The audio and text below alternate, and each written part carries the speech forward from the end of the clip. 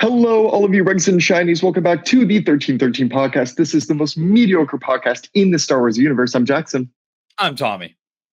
And unfortunately, we're not joined by Jacob this week because someone decided to cut the cheese so hard in his building that he's living in that it set off a gas alarm and he could not be allowed back into the building where his recording equipment is. So thank you to whoever in his building decided to set off a gas alarm. That's why we don't have Jacob this week. We are actually right now intentionally recording earlier because we are trying to accommodate for him going to work. So unfortunately, we don't have him. But Tommy, how is your week going? What is up in the week of Star Wars? Yeah, some major tutelage going on down in Florida today. That killed me, bro. I can't believe you said tutelage. But yeah, real quick before we get into the episode, everybody make sure to go check out our social media linked in the description below. You should go check out our Discord. It's free to join. You should join it. We have a Patreon. We have 3 tiers on the Patreon. Guess what? By the time you're watching this, you would have seen all 3 of our giveaways for the last 3 months that we forgot to do live streamed. So make sure to go check that out. Join the Patreon at Gungan Boss tier. We have giveaways, and make sure to subscribe if you're not subscribed. And if you want to support the channel, but you don't want to spend more than 99 cents a month, that's perfect. You can join our channel membership. My week is going very, very well. I bought this piece of absolute garbage on Amazon. The carbonized. Why did you buy that? I was shocked that you even posted that. I wanted the Purge Trooper for like forever. And it was on sale for like $20 off. So I was like, oh, I'll pick this up for $30 instead of $54.99. Yeah, the Black Series carbonized 2-pack, Amazon exclusive of, for some reason, we did Ned B and a Purge Trooper, which technically they were in the same scene, but they never interacted. Weird. Other than that, I have 14 items in my Big Bad Toy Store pile of loot right now. Nice. My pile of loot's growing too. Waiting for the rest of the Acolyte figures to drop in there. And once they do, I also bought my first couple Mayfex figures. Ooh. So the first one was actually, I've been watching, shout out Wilbon, Mr. Coffee, and the Zoo Boy on Wilbon's show, Monday Night Figure Ball. I tune in on those streams on Monday nights. Mr. Coffee specifically is always talking about import figures like SH Figure Arts, Mayfex. And so I was like, you know what, I'll finally bite, because I know a couple people like my dad and Fig had also sent me the season 2 Mandalorian Boba Fett. So I was like, you know what, I'll buy one. I'll try it out. So that's sitting in there. And then the Zoo Boy, I know he's watching this, is an absolute king of yapping. So he will just talk and talk and talk forever. So they did their 6-hour stream this past Monday regarding the no way.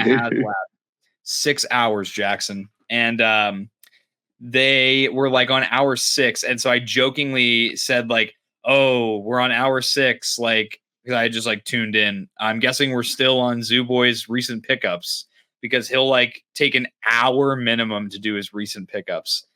And so he was like, no, I haven't even done them yet. And they're like, Zoo Boy, you get 15 minutes and we're cutting the stream off. And so I sent in the chat. I was like, if he manages to do this in under 15 minutes, I will buy the Mayfex Empire Strikes Back Boba Fett. And because Fig Fury was telling me to get that one too.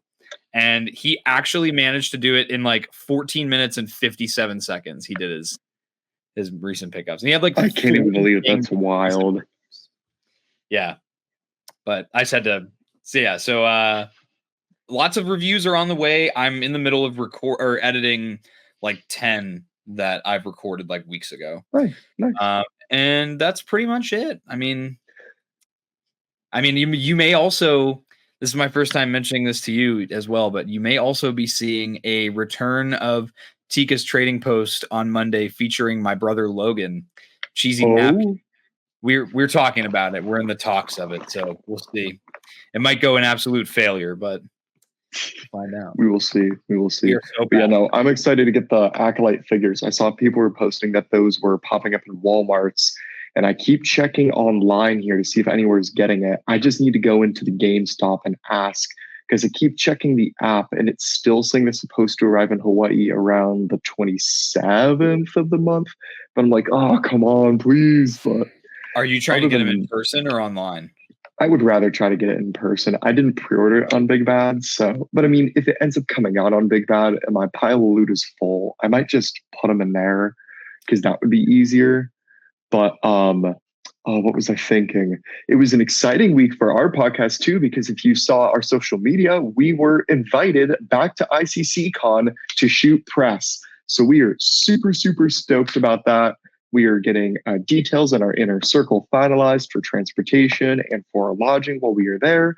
But I'm really over the moon about that. I got the email as soon as I clocked into work, and I ran into the back room to call Jacob and Tommy, and it's like, guys, we got press.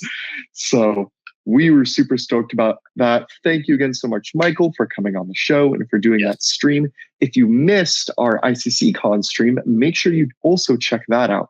We had a blast talking to Michael. He was really good, and they're still unveiling really big guests. The last reveal that they had was a headliner, and it was Billy D. Williams. So that was a total shock. I did not expect anyone that huge to be at ICC Con. So I think it's like 13-ish more people they have to reveal. I can only imagine. I don't know. Is it 13 or 14? I kind of lost count, but I can only imagine he's not the only really big person they're going to have there. So super hyped now for the con. If you can make it down to Nashville for it, please try to. All the internet boys are going to be there, so we're going to have a blast. But other than that, if you are also in the Honolulu area, Honolulu Comic-Con is coming up in September. And our garrison was getting information about that. So I will be there on one of the days at least, because I'll be able to get off one of the days for work, unless I work a half day one day maybe. But I would like to try to go more than one day in troop. But yeah, that's exciting. I know for this con, they just they're going to have the live action person who plays Aang and Zuko from the new Avatar show. And then yesterday they just announced they have the guys who make Cyanide and Happiness. So I was like, dang, that's kind of cool. Sweet. But that's super cool. Yeah, I'm trying to think about anything else that happened this week that was big for Star Wars. Not that I can think of. The HasLab did fund. So I'm happy for all of the people who really wanted the Cantina and got it. I'm a little bit, I do feel for them that they didn't get all of the tiers for it, because for the Ghost, we were really, really like, it is not going to make all the tiers. There's no way we're getting Kanan. And then just like that, we got Kanan.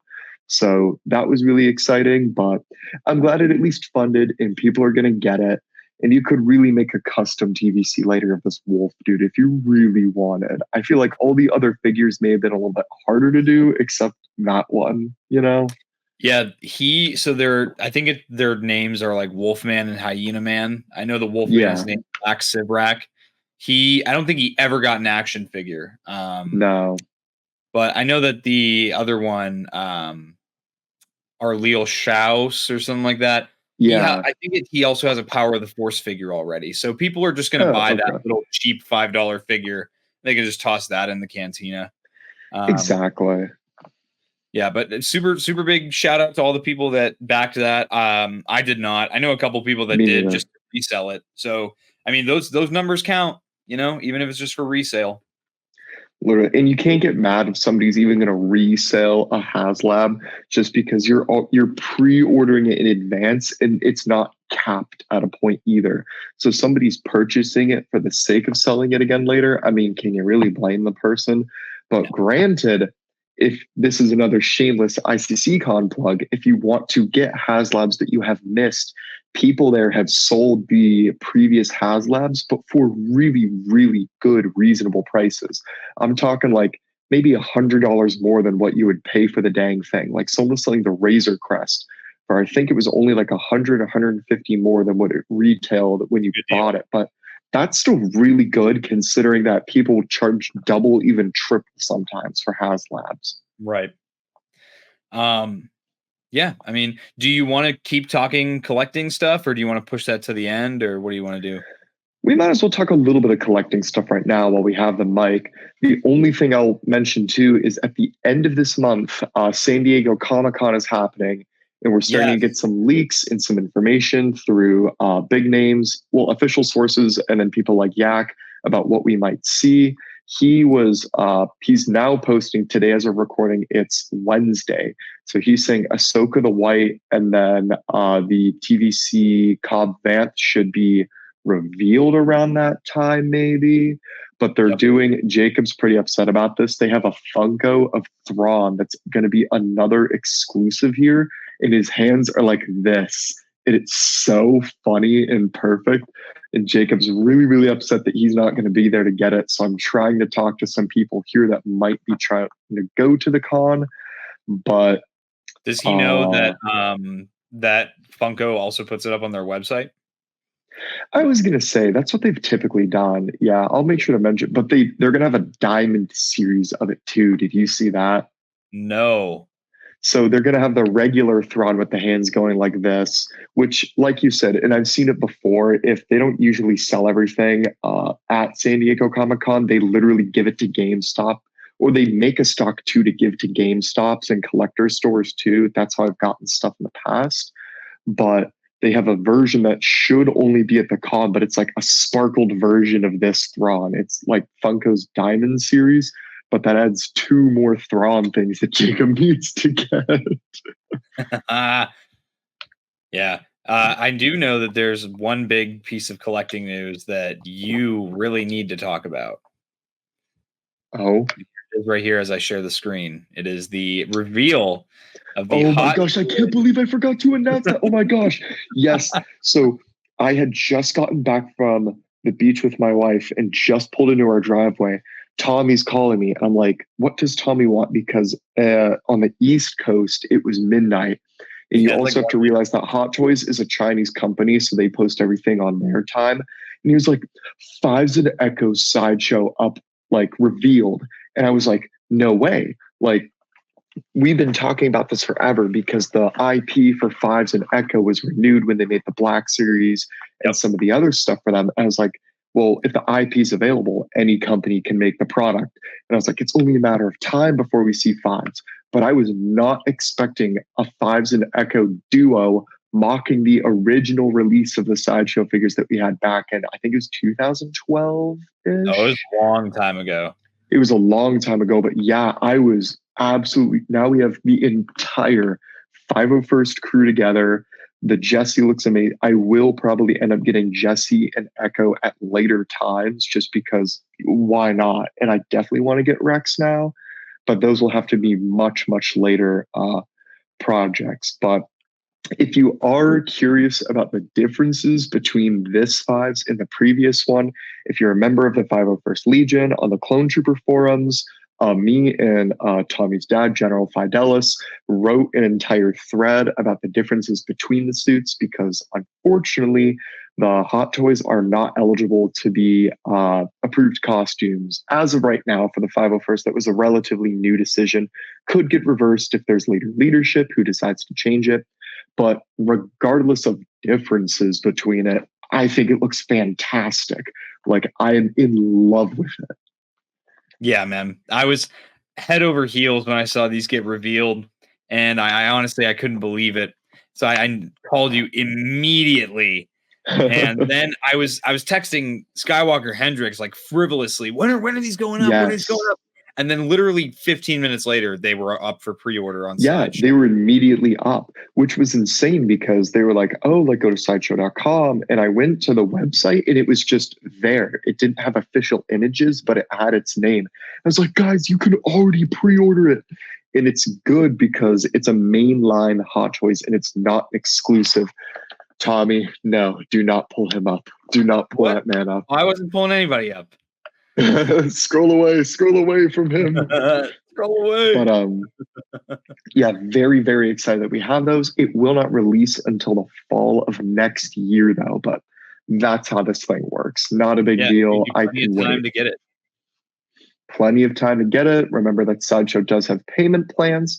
So if you don't want to immediately purchase the figure outright, all you have to do right now is just put $20 down to say, hey, I want this in the future. Sign me up. And I think they start charging in March, and you can separate payment plans into two, Yeah. 3, or 4 different splits. So it is very much affordable. Well, they make it very affordable for the average consumer, considering inflation and the world. But Yeah, no kidding.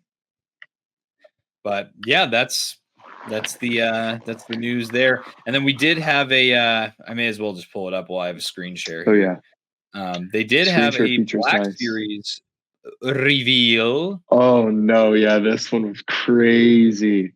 This came out A when I was at work, and it was probably it was getting close to midnight Eastern time too. Halloween 2-pack right here, Amazon exclusive. You get the Grand Inquisitor, and he is painted up as Dracula. And we have a Minoc painted as a Halloween bat. And then, of course, you get a Frankenstein Cad Bane from the Book of Boba Fett with a Babu Frick to match. And these guys are pretty cool. This Pretty has got sure to be it's the going to most be insane thing that they've done for a holiday pack. yeah. Pretty sure it's going to be a $49.99 release. Yeah. It was up for a little bit, and then they took it down. Yeah. It's just so bizarre too, because in the past for holiday figures, it's, hey, here's a trooper design, and we just made it white in Christmas colors. And it was like, okay, like that's fun. Where this is like a completely different thing. Like, hey, we took these characters and we made them into Halloween like things. And I was like, holy cow. Yeah, I'm super excited. I have all the Halloween and holiday figures, so this one was it's gonna be. Didn't get my hands on it when it first came out, but Yeah, it's gonna be an instant cop. And there's yeah. a Funko Yak Pop said, "Oh yeah, that's the San Diego Comic-Con where his hands are like this." That's that isn't the diamond one, but that's the one that they'll have at the convention, right? Which would be very good too if you're going to meet Mark Thompson and Timothy Zahn. Indeed, it will. Indeed, it will. We will be doing that because we're going to ICC Con. Make sure you go to ICC Con. So, with that out of the way, I think it's time for our main discussion. What do you think? Yeah, I would agree. Let's get right into this very interesting episode of The Acolyte. First, real quick, first thoughts. What'd you think?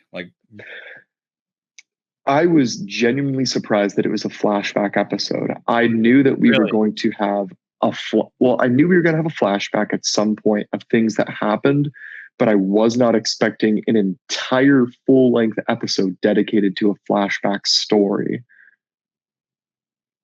Yeah, I was kind of expecting I think they set it up to be another flashback episode, but yeah, I don't know. I really didn't know how I felt after my first watch, but then I watched it a second time today, which is probably the first time I've gotten to watch an Acolyte episode twice before.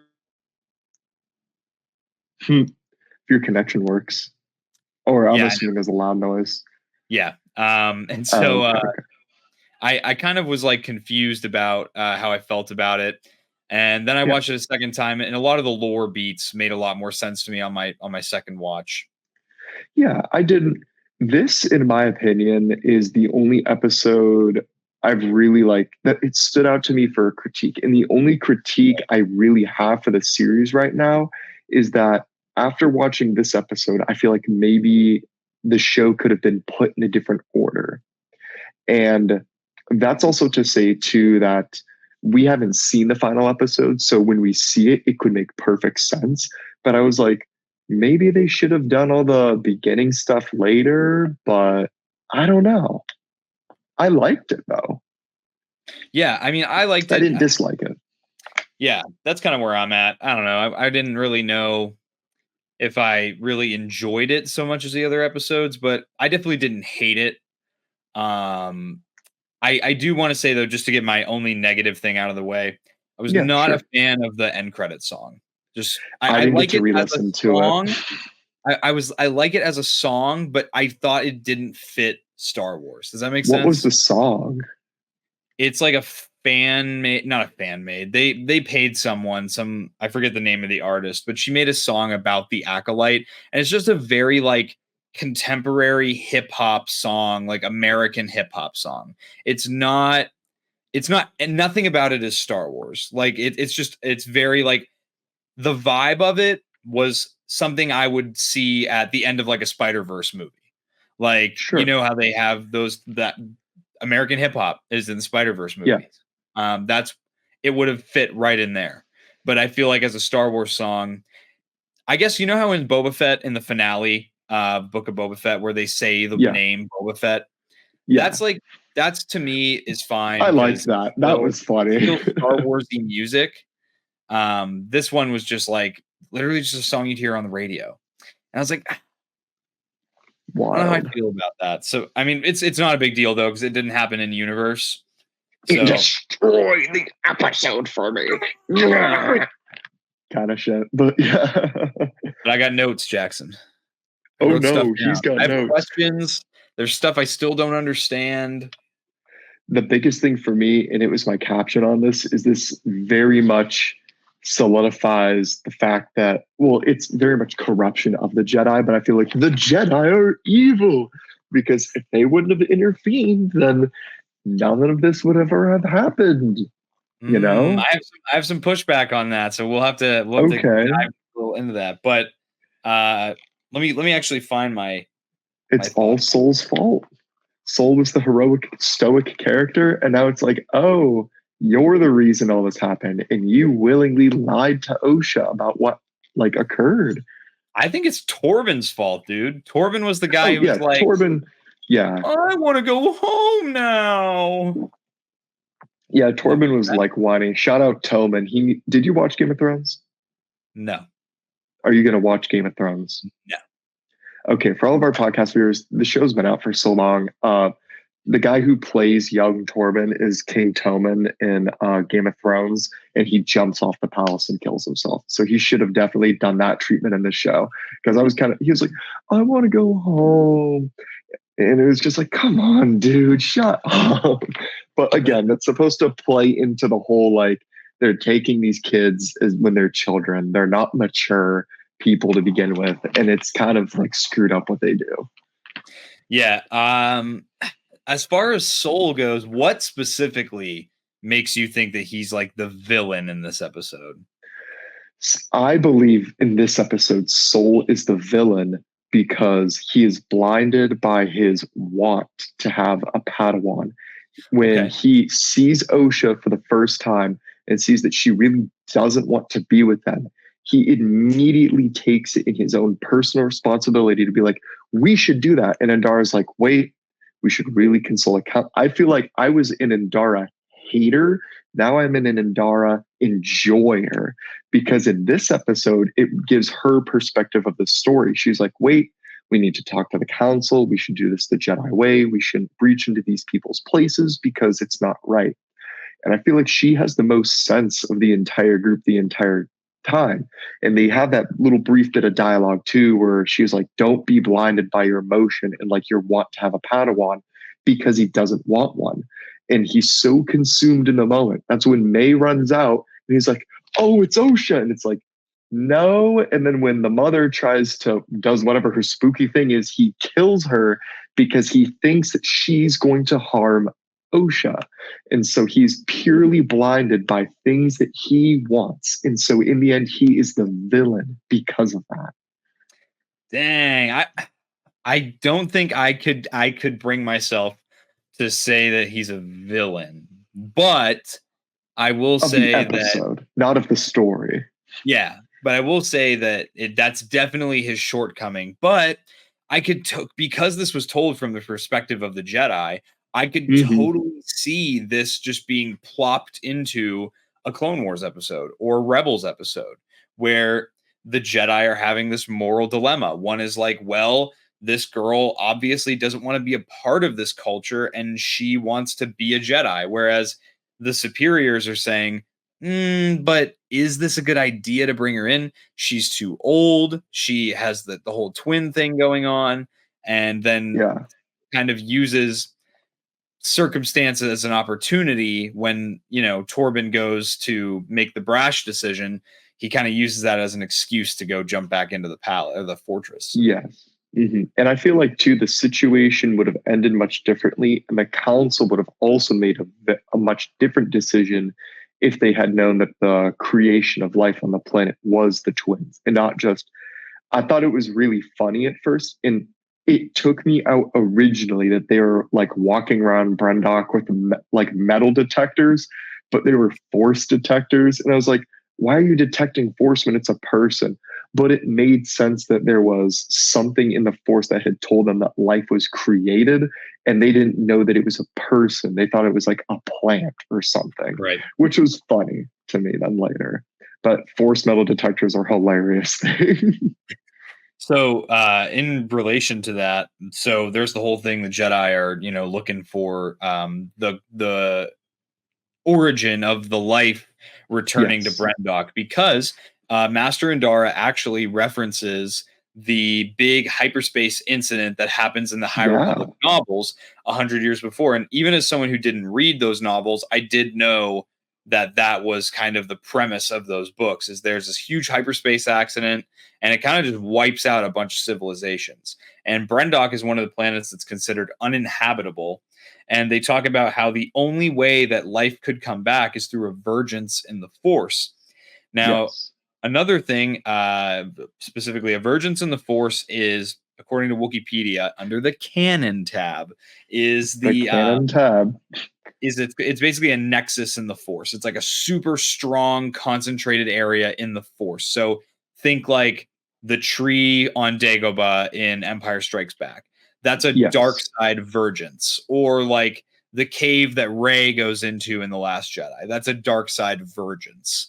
It often results in like hallucinations or things like, or the ice cave in Tales of the Empire. That's a light side Yeah. vergence.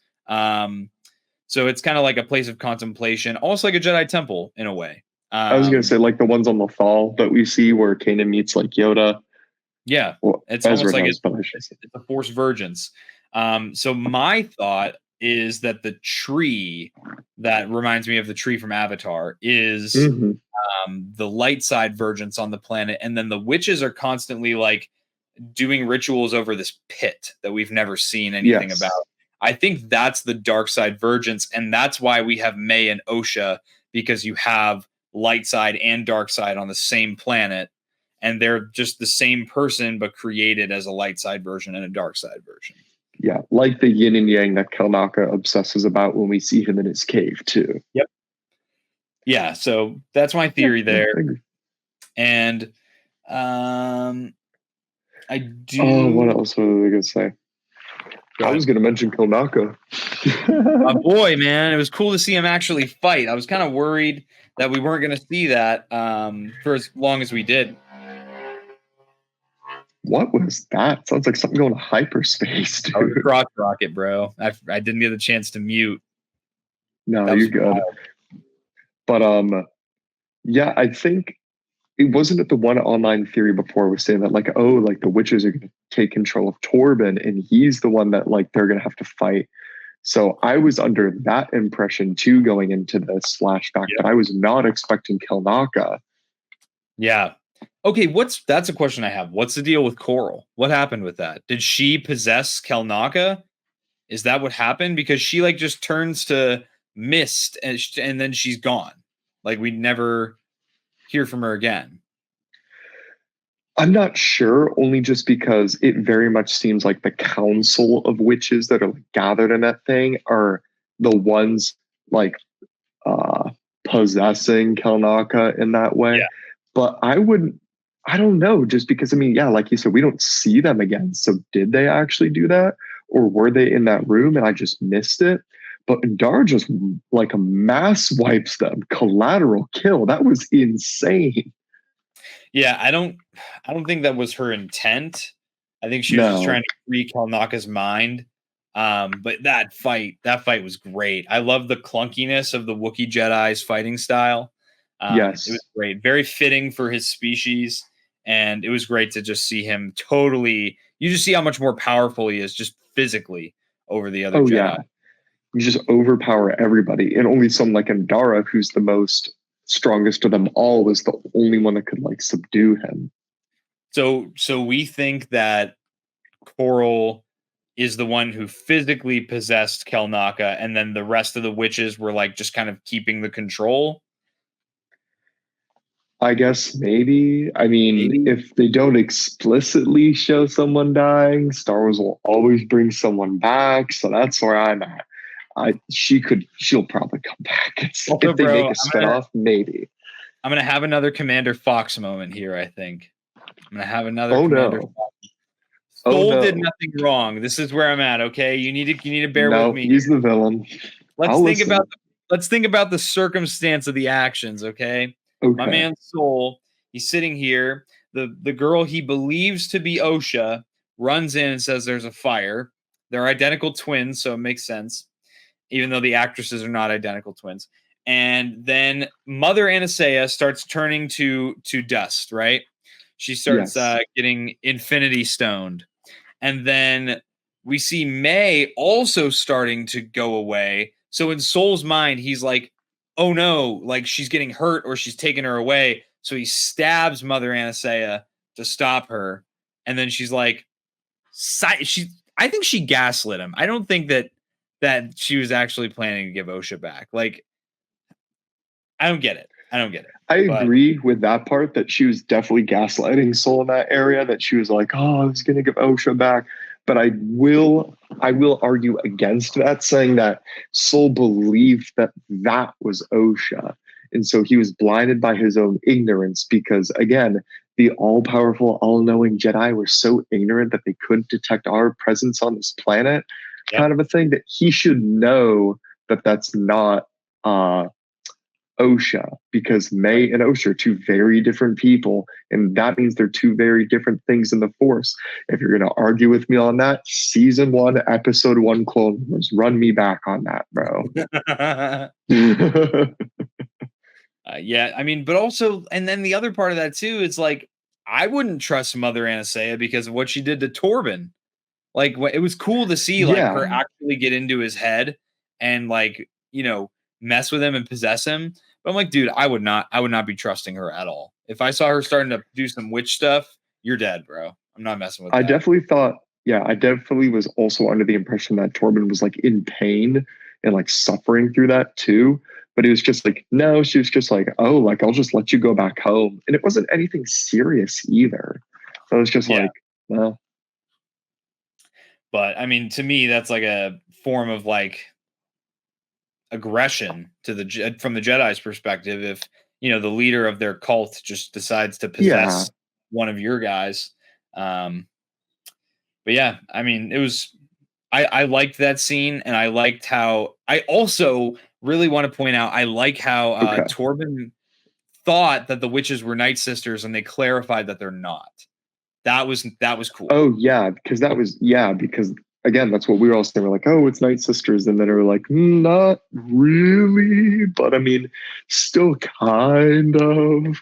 Yeah, But yeah, again, there are different races and species of force sensitive people in the time of the High Republic novels. So right. it makes sense. Yeah. I also liked that when they test May and Osha, I really liked that Osha's age comes into play as an issue Hmm. regarding her joining the order. So it's not just something that was, oh, this happened in the Acolyte, so they decided to not accept older kids like Anakin later on. Like, no, this has always been a thing up Yeah. until this point. So I thought that was cool just for continuity's sake. Yeah, I agree. It was an important detail anyway. But yeah, no, that's all I have. Okay. I don't know if the online chatter and the rumors are going around about this mysterious hooded person that we see originally in the first flashback episode, but then weren't they also in this one too? I didn't see them in my two watches, but I wasn't like looking for them. I wasn't looking for either. My pastor was the one who reached out to me about it too. He Yeah, was yeah. like, "What do you think about the shadowy figure?" And I, again, totally missed it. I need to rewatch the show just to look for that specific person that isn't there because I didn't see it. Someone But sent me pictures in the Discord, okay, which join the maybe it, Discord, by the way. yeah, maybe it is meant to be something that's just mysterious and we don't understand for right now. But Oh, my wait, you know what I biggest can do? thing, oh yeah, Let me oh, pull you it can up. screen share. Yeah, let me pull up. Hey, Shout I out can't screen to share because I'm on my phone. Shout out to Max Rebo Experience. On and then the also gang, shout Max out Rebo to Experience. Skibidi. Skibidi. Also check out Vader's Order on Twitter or X for this tweet. I'm gonna get in close for this too, but yeah. He's this character is the only one that we do not see their face. And I saw people being like, oh, you don't know. That could just be like whoever. I'm like, no, they made a point it's to show you the intentional. faces of every single one of these witches. Yes. I'm very much on that right now. They show us every single witch's face except that thing's. So maybe it is going to come into play in the finale, or maybe that's just even a small detail that if Acolyte gets renewed, then we'll figure it out later. Or maybe it's just something that Leslie threw in there because she thought it was funny. I think it'll get explained next episode. Maybe. Yeah. But this is honestly where I'm at with the Acolyte too. And it's really difficult for me because we have one more episode and that's it. And this is supposed to be able to be like a show that's wrapped up in a bow nicely, needs no season 2 if it doesn't get renewed, kind of a thing. And I have no idea where the heck the show can go. I mean, it's sure like, yeah, Soul's going to probably find Kamir's hideout and they're going to travel to it. But then if Kamir dies and then that's it, then what else do we know about the rest of Star Wars? I guess I just feel like it doesn't make sense, like how they could wrap this up. But again, they clearly have a way to do it, so we'll have to see. I do have some other stuff here. May explaining the ascension to Indara and Soul. There's one line, and I have it quoted. I'm so confused by this line. I was okay. Let me go. May explains that she says, quote, everyone must be sacrificed to fulfill their destiny, is what she says. And that to me reads Sith code. Like that all day reads dark side to me. And I don't know, what are your thoughts? Yeah, in the moment watching the episode, I definitely took that too as like Soul, as fuel for Soul to be like, we need to go like right now and like save these girls because they're going to kill them and they're going to sacrifice them. But it's like, I don't know where it could end up. In the moment, I had also read it as that May and Osha are supposed to be a part of something greater. So the rest of the witches like will have to perish somehow, or maybe they would become the new leaders of this group that they had. They just all become Voltron and then they all combine. And they go, yes, the power of many. But yeah, I don't really know how to take that line for what it is. Like, I mean, taken aback by it because I'm sitting there like they're gonna all die. Like they're gonna eliminate themselves. Well, yeah, that's what I was thinking partially, but I was like, I don't know. So maybe could be a Heaven's Gate kind of group.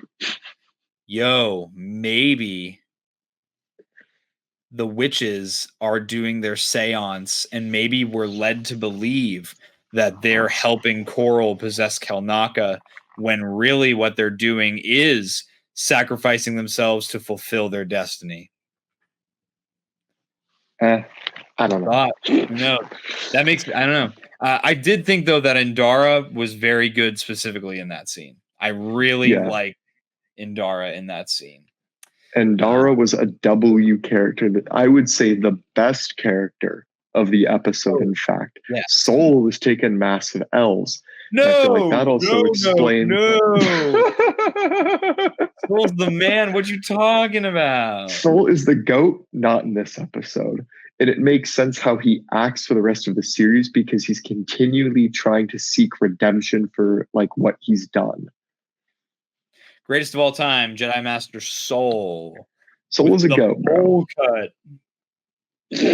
Bowl cut Soul. The Bowl Master Soul. Bowl. Master Bowl Soul. And then there was another scene with May and Osha's M counts. Yes. Also, I think Jackson and I deserve points for the Acolyte Oracle this season. I'm gonna pre-order our Yeah, medals for Acolyte that Oracle would be about true. We've been the right. yin and yang theory, because Torben says that they have the exact same readings, which is he specifically mentions is different from just twins. That they Yes. are literally the same person, which is where Indara and Soul kind of find out, oh, they manipulated the Force. Well, it's their hunch because they never actually figure it out. Yeah. Someone manipulated the Force to create May and Osha. Yes. They were artificially created, and we already knew that from like the third episode of the show. So I thought that that was a good way of explaining that without having like one of the witches sit down and do like an evil monologue, like a mustache twirling like monologue about how I don't need things explained to me like, and then for 36 hours I baked in the Polynesian spa and I don't need all that. This isn't James Bond. Yeah. No, I agree. I agree. But I got another one for you. okay, hit me with it. Thoughts on this? I don't really know how I feel about this one. I just kind of wrote it down. Just how May is tendencies towards dark side and Mm-hmm. Osha's tendencies toward light side. I think their mothers reflect that as well. I think that Coral is tendency towards dark side. Mother Anastasia, I would say, is tendency towards light, but she also doesn't fit because she like possesses Torben. But she wasn't like her intention wasn't to hurt him though. I don't Yeah, know. I would. The whole cult itself is definitely like a dark side based thing. The creation of life is something that was explicitly a dark side power kind of a Yeah. thing. So that's out of the way, like to say that. But I don't really know. What I actually really like too this time about Mother Anastasia's character is when they're kind of bickering about like, what do we do? What do we do? And they're like, you're supposed to be our leader. But she's like, but I want to be her mother and do what's right for her. Because, which is really, I mean, that's why the witches get so mad. It's the whole reason Ocean Mare created is to be the next generation of this group that they're a part of. And they're supposed to be extremely powerful, so the Jedi could never challenge them again for what is described in the High Republic novels as like a monopolization of the Force is what the Jedi are going for. That's why they're so obsessed with testing the children and bring them into the Order. But now Osha wants to do her own thing, and as her mom, Mother Anastasia wants to let her daughter do that and give her up to be a better person rather than for using her for her own plans, kind of a thing. Yeah, letting go of her selfishness, which I would argue is also a light side tendency. It's a Maybe the quality witches for sure. maybe the witches were taught this power by a Sith, and that's who our hooded character is.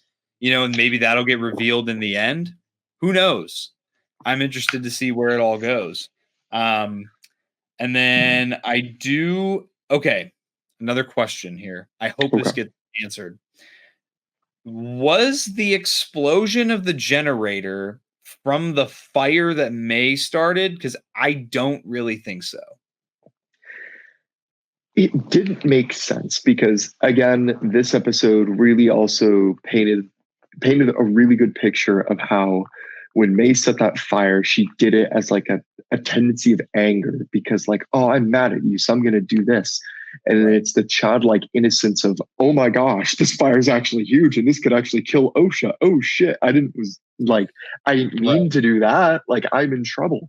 Let me get my mother and have her help me. And so the fire was only in the bedroom area and she didn't really break anything else. She busted down the door at one point and stopped it from working. That's why I'm confused about the generator. But then the generator exploding doesn't even make sense for the Jedi to interfere in that either, because Soul and Torben are like at the gate, like talking to Mother Anastasia, and Indara and Kelnaka are still flying the little ship that way. So maybe it was the hooded character we haven't seen was sabotaging it and intentionally making things happen. What really got me on this too was that Again, first time of the backstory, you see the platforms with May and Osha. Oh no, like the one with May like falls. But in this one, we see that Soul is the one holding them, and he makes a choice to let go of May's platform. I guess with the assumption that she would try to jump or do something, but he saves Osha intentionally over May. So May is now his greatest failure. Now it's safe, because in that situation it's a huge moral dilemma of save Yes. both or save one or save neither. Like those Yes. are choices. And yes, I agree that it was selfishly he wanted Osha to be the one, but on top of that, you also have that Osha's the one that wants to be a Jedi. Why would he choose May Mm-hmm. over Osha when Osha's the one that wants to be a Jedi? May doesn't want anything more than the witches, and she's expressed that to Soul. Mm-hmm. And that's why the "what have you done, May? What have you done, Osha?" line makes so much more sense now. Because the first time through, it's like, "What do you mean? You're the one who set the dang thing on fire and you caused the explosion." And it's like, "Wait, no, you didn't, and neither did you. So who did it?" But yeah, Remember when we were I'm like a few weeks ago, we were sitting there and we were like, "Yeah," and then what's so stupid? All the witches died from fire. Like what? Like they weren't even yes, burned. They weren't even yeah, they burned. died. Oh, I guess the explosion killed them and they had splash damage. Nope. This is why I refuse to rate episodes, and I say you have to wait till the end to give it a rating, Fair. because giving it a rating early did not do it justice, because now it was revealed to us that it was a completely different circumstance. Yeah. I think this, honestly, if we're on the same page about the generator exploding, I think this Mm-hmm. fits our Sith theory that we've had. Yeah. So Bad Batch Oracle's manifesting this in front of your eyes, everyone. Ooh. the Sith has been around since the whole time we've seen the show, Yeah. and was the hooded character in the back. We see maybe the Sith realizes that it can't the dark side can't alone create life. They need dark magic too. So the Sith was working with Mother Anastasia to figure out how to create artificial life, that being May and Osha. And Mm-hmm. then when the Jedi come and find out, it would make sense that the Sith would be like, the Jedi can't know about this. Everyone's got to die. Yeah. So then he would blow up the generator to blow up the fortress to make sure there was no evidence that no one was left alive. And then you have like Kelnaka, who is actively trying to solve the puzzle on Kofar. It now makes sense why, if maybe not that specific Sith, why that Sith's maybe apprentice or something would be sent out to go kill these Jedi, because they still have knowledge of what happened there. Yeah. And they still have knowledge of the potential of the Vergence and the Force on that planet. Yeah, and also why the stranger offed Kelnaka so soon before May ever made it to his place, because he was like, okay, if she is actually going to make it and surrender, he's probably out here because he's putting together the pieces, all this. So I should just off him real quick. Yep. Yeah, I think it would be cool. I did see rumors. I don't want to spoil anything. I don't think it's a spoiler. I don't know if it's true. It's a That rumor. we will see either Darth Plagueis or Darth Plagueis and his master Darth Tenebris in canon on screen for the first time in the finale of the show. I am very, very worried about that, because I feel like that is for a lot of people right now, Tenebris and Plagueis are the big two that they're expecting to see. And that's why I'm so worried about the finale, what if it is just Soul killing Kamir, and then that's it, and the show's over, and they're like, oh, and the secrets of the Sith will never be discovered. It's like, I don't know. I feel like for me, if I had to, and this is a very personal expectation, I would like to see Soul try to end up killing Kamir with May and Osha, and then they just all get offed by Tenebris or Plagueis, and no one ever knows where anyone went. It ties up every loose end, and yeah. Sorry, Tommy is currently in a struggle because his dog is barking, or everybody decided it is National Ride Your Motorcycle at around 7 p.m. in Erie tonight. No, yeah, I was just making sure that I didn't disrupt the audio. No, you're good. Yeah, You're good. it was. I'm really hoping we see that it was, because at the end of the day, the show is called The Acolyte in regards to Yes. the Sith. That's what they've been advertising, is that we'll get a deeper look at the Sith. I think we definitely got that with the stuff with Chimere in what I would say is Baldemnik, that planet we talked about Yes. last week, I believe. And I think it has to end with the Sith. I think it can't just be like, yeah, and there's these witches that made twins, and that's it. I think there's definitely more something more sinister, something bigger at hand here. Mm-hmm. If that's how the show ends, I feel like we will very much have a lot of critiques then for this. But seeing as how the story of Star Wars has been handled so far in so many elements of what was Legends content that would never be brought back are now being put on screen and made canon, and how much time Leslie Headland has put into making sure details are right about things, I don't think we're going to be disappointed with the ending. So I'm very optimistic about that. Yeah. That's all I got on this episode, dude. I think what's been really nice about us covering this show specifically, is it's been really difficult to have online discourse about this show. Yeah. So getting to week and in our Discord and stuff, sit down and actually have good conversations that are focused more on the lore rather than these. I heard the focused on the lore, and it literally sounds pod racers. It's kind of funny. I tried to tell myself that I wouldn't like call attention to like the loud vehicles tonight, but these are literally the loudest vehicles I've ever had go past my house. Anyways, They knew you were recording. That's what you get when you live next to the highway. Yeah.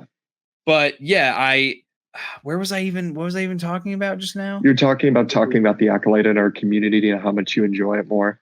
Yeah, it's been nice because we'll talk about the lore, and it kind of brings me back in why I love doing the podcast every week. Yeah. Is like, we're just talking about the lore, what fits in the universe, how do the things that happen fit, rather than, well, I think they should have done it this way. It's like, yeah, but what we saw is what we're given.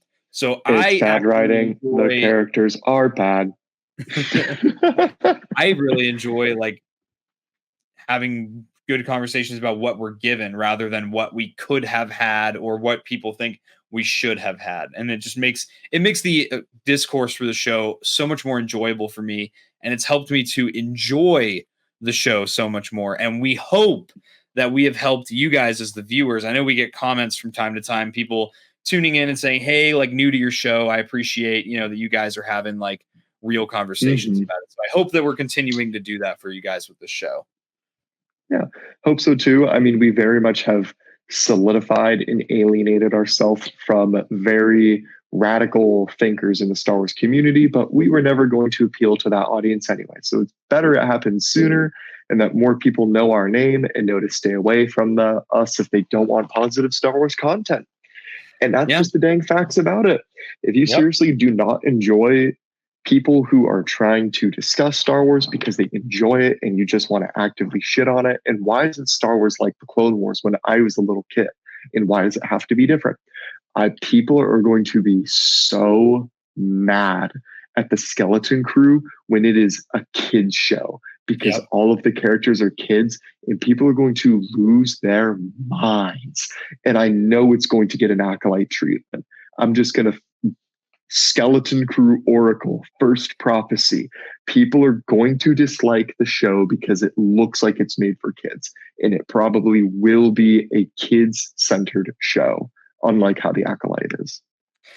Yeah, along that line of thought, it makes me sad. I look online and all I see when anything new comes out is it's not serious enough. It's not dark enough. It's not gritty. And I'm like, dude, I don't know about you guys, but at my job, I deal with enough gritty, serious, like morbid stuff. I don't want everything that I watch, especially with my favorite franchise, to be so gritty and morbid. Like, I can appreciate Andor as a one-off, as like a spy thriller. But I don't think all Star Wars should be like Andor, because that's why Andor's good, because it's different and it's its own thing. It doesn't need to be, okay, let's take that formula and just copy and paste it to everything else Star Wars that comes out. I think if they're saying that the Skeleton Crew is going to be like the Goonies, you need to accept that it's going to be a lighthearted PG-13, rated show. It's not going to be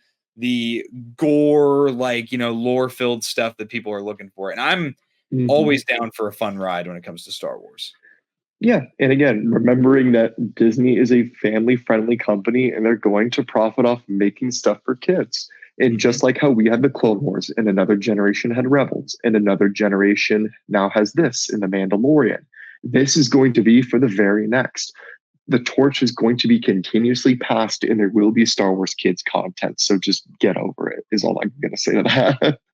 And who knows, we might really enjoy the show regardless. I know there's action figures coming out for it. Yeah, I'm excited for that too. I mean, we shall see. We shall see. But that's all I got, Jackson. This episode's going to get a 6.5 out of 10 from me. And you are not going to rate it because you're going to be rating the entire show next week. Yes, I was just wait till the show is over to give it a solid rating because I think that's fair. I feel like taking it, I mean, sure, you might enjoy an episode more than another, but it's like a book. Some chapters are going to be better than others because some is exposition and some is action. So that's why I don't really feel like it's fair to rate it in that sense. But yeah, that's all I got. Yeah, everybody, we hope you enjoyed this episode of the most mediocre podcast in the Star Wars universe, 1313 podcast. Make sure to go check out all the links in the description below and make sure to buy the merch, buy the merch. If we see you wearing it's an okay to like the Acolyte shirt, I will give you a big wet kiss on your forehead. Within reason, reason. Let's also say that's within reason. But, Tommy, not the Dr. Disrespect.